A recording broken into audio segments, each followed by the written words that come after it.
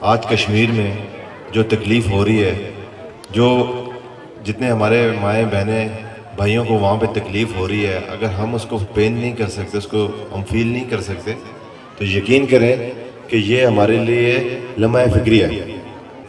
بچوں کو آگے لائیں اور ہمارے ملک میں کچھ رول پلے کر سکیں تاکہ حکمرانوں کو اور ہمارے جو کرتا دھرتے ہیں ان کو کوئی غیرت آئے کہ جب تک انصاف نہیں ہوگا نا اس ملک میں بھی یا دنیا میں بھی، یقین کریں وہ ملک، وہ جو قوم کبھی بھی ترقی نہیں کر سکتی. آج آپ دیکھیں کہ جن باہر کے ممالک میں جہاں جہاں پہ انصاف ہے، حالانکہ وہ مسلمان ممالک نہیں ہیں، جسے کہتے ہیں نا کہ کفر کا نظام تو چل سکتا ہے لیکن ظلم کا نہیں چل سکتا، وہ آج آگے نکل گئے، ہم پیچھے چلے گئے کیونکہ ہم مسلمان ہونے کے باوجود ہمارے ملک میں ایک چیز کی کمی ہے، وہ ہے جسٹس کی.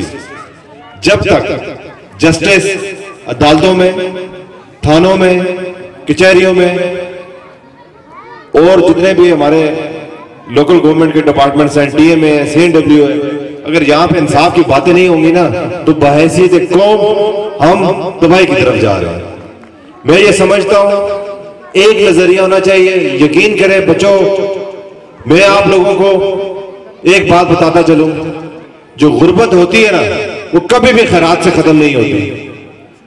جب آپ کی نظریں کسی خیرات پہ ہوں گی، وہ ایک دن، دو دن، ایک مہینہ تو گزر سکتا ہے لیکن پوری زندگی نہیں گزر سکتی جب تک انصاف نہیں ہوگا.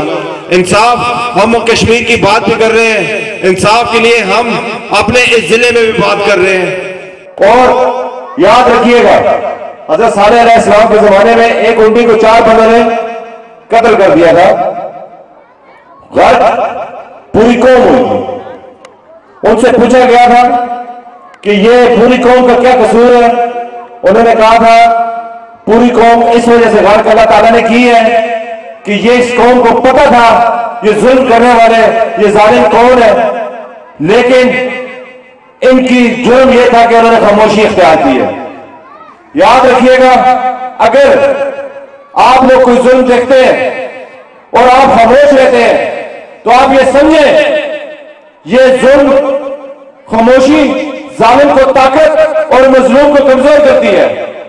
اگر آپ لوگ سمجھتے ہیں کہ یہ ظلم اس کے ساتھ ہوا ہے، ہمارے گھر میں نہیں ہو رہا یا ہمارے علاقے میں نہیں ہو رہا، تو آپ یقین ہے خدا کا نظام، خدا کا خواستہ وہ ظلم کے یاد کی طرف نہ آ جائے.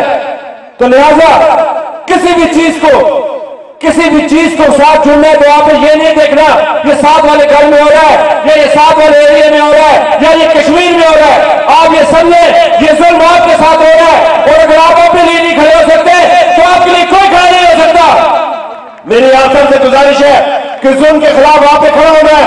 کوئی قوم ترقی نہیں کر سکتی، کوئی علاقہ ترقی نہیں کر سکتا اگر وہاں پہ ظلم ہوتا ہو اور انصاف نہ ہو.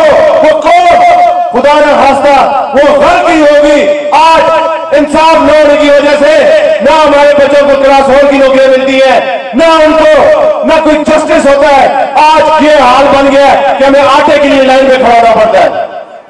یہ کیا وجہ ہے؟ اللہ تعالیٰ کی ناراضگی ہے، کیونکہ ہم دیکھ رہے ہیں اس معاشرے میں روزانہ ظلم ہو رہا ہے.